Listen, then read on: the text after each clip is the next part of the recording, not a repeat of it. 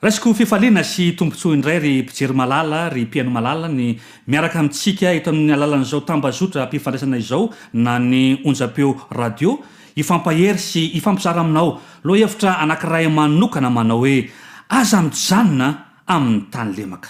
Ny vavaka ataoko ety am-panombohana ny tokantranonao any ho anjakan'ny fiadanana ary na aiza toerana andrenesanao na ahitanao zao fandaharana izao ny fitahian'ny tompo sy ny fahasoavana ny irotsaka aminao sy ny ankonanao. Mialoha indrindra ny anokafantsika ny tenin'Andriamanitra za dia manasanao iaraka anondrika alohantsika isika anakipo ny masontsika fa hivavaka isika izao.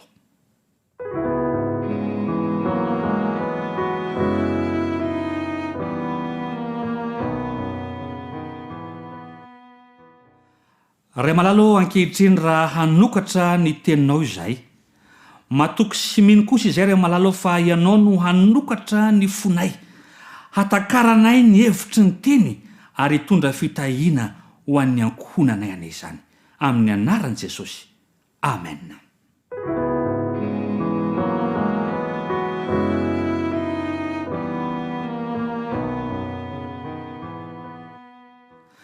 Iaraha manaiky ary iaraha malala fa miaina ao anatin'ny rotoroto, miaina ao anatin'ny tebiteby, miaina ao anatin'ny tahotra, miaina ao anatin'ny fahaveresan-kevitra, miaina ao anatin'ny olana isan-karazany ny olombelona amin'izao vaninandro misy antsika izao. Kanefa misy teny fikasana avy hatrany ao amin'ny soratra masina izay tiako ny ifampizara izany aminao izay mijery sy miaino ahy ankehitriny. Dia ilay voalaza ao amin'ny Korintianina voalohany toko faharoa ka ny andininy fahasivy. Korintianina voalohany toko faharoa ka ny andininy fahasivy dia mivaky toy izao amin'ny anaran'i Jesosy. Fa araka ny voasoratra hoe izay tsy mbola hitan'ny maso ary tsy mbola ren'ny sofina na niditra tao am-pon'ny olona na inona no efa namboarina Andriamanitra ho an'izay tia azy. Miaina ao anatin'ny zava-tsarotra isika ankehitriny, kanefa raha mino sy matoky ary tia an'Andriamanitra isika dia manomana toerana tsara lavitra noho izao iainantsika izao Andriamanitra, izay mbola tsy ren'ny sofina, izay mbola tsy hitan'ny maso, izay mbola tsy azon'ny saina fisafisaina akory amin'ny maha-olombelona. Hebreo toko faha 12 ka ny andininy faha-40 dia ho ny voalazan'ny teny hatrany amin'ny anaran'i Jesosy. Hebreo toko faha 12 ka ny andininy faha-40 dia manao hoe fa Andriamanitra efa namboatra izay tsara lavitra ho antsika mba tsy hatao tanteraka ireo raha tsy efa mby eo koa isika.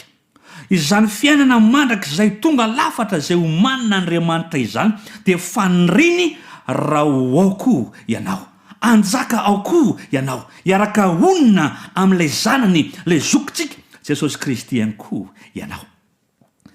Ny fahazahoana nefa izany fiainana mandrakizay izany dia aza adino fa tsy vita ny nofinofy na vita ny hevitra misidina ao an-tsaina fotsiny fa misy ezaka mila atao ihany koa. Ny fiainana mandrakizay mantsy ry havako malala dia omena Andriamanitra maimaimpona ho an'izay tia azy, ho an'izay mino azy, ho an'izay matahotra azy, fa saingy kosa nefa misy fepetra tokony arahana. Mamea zany fepetra izany ny tenin'Andriamanitra. Ko manasanao hiverina eo amin'ny Hebreo toko faha 12 ka hamaky manomboka eo amin'ny andininy faha 13. Inona no fepetra voalohany? Hebreo toko faha 12 ka ny andininy faha 13 dia mivaky toy izao amin'ny anaran'i Jesosy. Ireo rehetra ireo dia maty tamin'ny finoana, kanefa tsy mbola nahazo ny teny fikasana, fa natazana azy eny lavitreny izy, ka ravoravo ny arahaba azy, dia nanaiky fa vahiny sy mpivahiny teto ambony tany izy. Mahafinaritra ilay teny manao hoe fa natazana azy eny lavitreny. Ny fepetra voalohany ahafahantsika mahazo antoka fa hiditra ao amin'ilay fiainana mandrakizay, ahazo ilay fiainana mandrakizay, andova ilay fiainana mandrakizay ry havana, dia miainga voalohany eo amin'ny hoe nahita. Efa mba nisaintsaina izany ve isika? Efa mba nahita izany ao anaty ve isika le momba ny fiainana mandrakizay? satria tokoa matsy ny zavatra hita no lasa fisafisaina no lasa iainana. Ohatra ny olona anankiray piti baolina kitra, mihina fa piti baolina ihany koa ianao. Ny olona tena tia baolina dia zao na inona taony, na aiza alehany, na manahoana ny toerana misy azy ka na inona hitany dia veriny ho toy ny baolina avokoa zany. Mandaka ny zavatra hita zay mety ho hitany izy, zany ny olona tena tia baolina.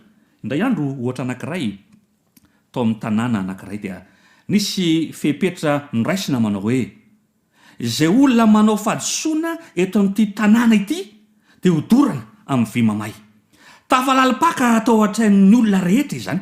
Tafalalim-paka tao an-tsain'ny tanora, tao an-tsain'ny ankizy izany hoe zay manao hadisoana dia hodorana amin'ny vy mamay. Taty aoriana nefa tsy fantatra zay nahazo an'ity ranamana ity, fa fantatra ary tratra fa nanao hadisoana teo amin'ny fiarahamonina nisy azy ireo izy.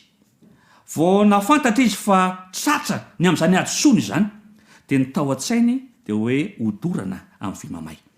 Ka na inona nataony dia tafalatsaka tao an-tsainy ny hoe hodorana amin'ny vy mamay. Matory izy dia mieritreritra fa hodorana amin'ny vy mamay.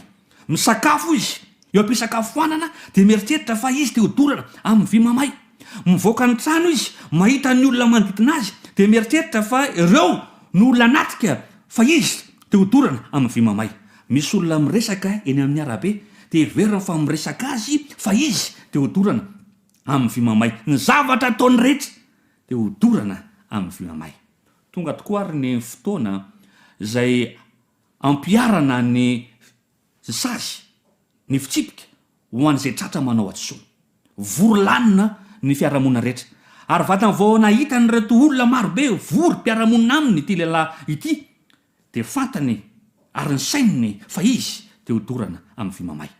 Nahita n'ilay seza fipetrahan'ny olona zay ampiarana sazy izy dia mahita fa hodorana amin'ny vy mamay izy. Nangina ndray tanàna, tsisy nateny ny olona manao hoe ahoana ny fihetsika ty tovolahy ity zany zao amin'izao fampiarana ny fepetra sy ny famaisana azy zao. Ary anatin'izany rehetra zany ny sainy ty tovolahy ity dia ny hoe hodorana amin'ny vy mamay. Tamin'ny fotoana eo nefa dia reto ray aman-dreny tangalamenan'ny tanàna manao hoe andao aloha isika mba ivory kely.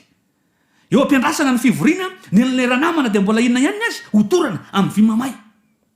Nresaka reto ray aman-dreny tanàna ireto, reto tangalameny reto manao hoe andao amin'ity ndray mitoraka ity tsy hodorana amin'ny vy mamay intsony izy, fa aleo ho petahantsika glasy. Ary eo ampisainana an'izany ny leranamana mbola inona ihany hodorana amin'ny vy mamay. Nanatona ny lehilahy lehibe anankiray, nanala ny fitafiany, ny akanjo nanaovany, ary ny sain'ity tovolahy ity dia ny hoe ho avy ny fotoana zany zao andorana azy amin'ny vy mamay. Manatona moramora avany ny ray aman-dreny anankiray miaraka amin'ny glasy, mamindra moramora. Ary eo am-pahinony ny famindra nyty ray aman-dreny ity, ny sainy dia hoe hodorana amin'ny vy mamay.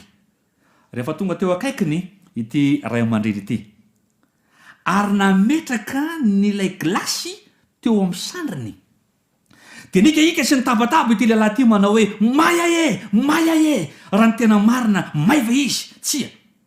Raha ny tena tokony ho izy dia hoe mangatsika e.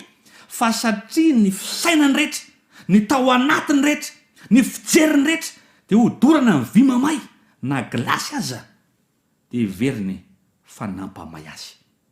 Manahoana raha zany no faniritsika mitazana le Jerosalema vaovao. Ka naiza toerana misy antsika, na inona ataontsika, na manahoana ny zavatra misy eo amin'ny manodidina antsika dia mahita ao anatiko aho le fiainana mandrakizay. Fepetra voalohany mila mahita isika. Ny fepetra faharoa dia eo amin'ny andininy fa 7:40 amin'ny Hebreo 2:20 amin'ny Jesosy. Fa izay milaza ny zavatra izany dia maneho marimarina fa mitady izay ho tanina izy.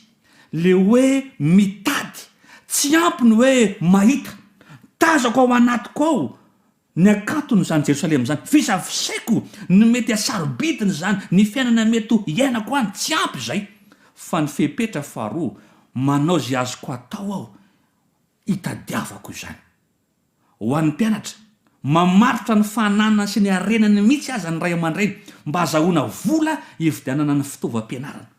Ary amin'ny lafiny ara-panahy tokony oatra noho izany aza, mitady ny fomba rehetra amin'ny fandinihana ny tenin'Andriamanitra, amin'ny mivavaka sy ny maro samihafa. Ary amin'ity herinandro ity isika dia hiresaka ny amin'ny hoe ahoana ny fomba hitadiavako ilay fiainana mandrakizay. Ary ny fahatelo dia ilay andininy 5:10 sy ny 6:10 dia hoy izy amin'anaran'i Jesosy: ara-tahirina tsy aro-ny tany alana izy dia ho nahita andro iverenany, fa amin'izany ny tsara lavitra no ireny dia ny any an-danitra. Ary noho izany Andriamanitra dia tsy menatra atao hoe Andriamaniny, satria efa nanamboatra tanàna ho an'ireo izy. Ny fahatelo dia ny hoe ny tsara lavitra no ireny. Tsy nahita fotsiny izy, tsy nitady fotsiny izy, fa ny fony rehetra, ny momba azy rehetra dia tafalatsaka, lakipaka ao anatiny ny faniriana hiditra ao amin'ilay Jerosalema vaovao. Tsy misy zavatra hanakana azy, na ny namany, na ny mpifanolo-bodirindrina aminy, na ny mpiara-miasa aminy, na ny mpiara-mianatra aminy, satria efa lalipaka le faniriana hiditra ao amin'ilay Jerosalema vaovao. Lay vina zany andova le fiainana mandrakizay zay namboarin'Andriamanitra ho an'ireo rehetra zay tia azy sy mino azy. Dia zao, lay vina dia miteraka anao hitady izany, ary le fitadiavana mitarika anao amin'ny faniriana, ary le faniriana no manome anao le fandresena, ary le fandresena ho azonao dia le fiainana mandrakizay. Aoka tsy ho variana amin'izao tany izao isika. Ka na eo aza ny mety ho fiainantsika ny fahoriana manomana fiainana mandrakizay ho anao Andriamanitra. Ny anjarako sy ny anjaranao dia ny mahita izany amin'ny fifandraisako amin'Andriamanitra, mitady izany amin'izay azoko atao rehetra, ary mametraka ny faniriako lalina mba handova le fiainana mandrakizay. Raha zany koa ny fanirianao, manasanao hanondrika ny lohanao fa hivavaka izy.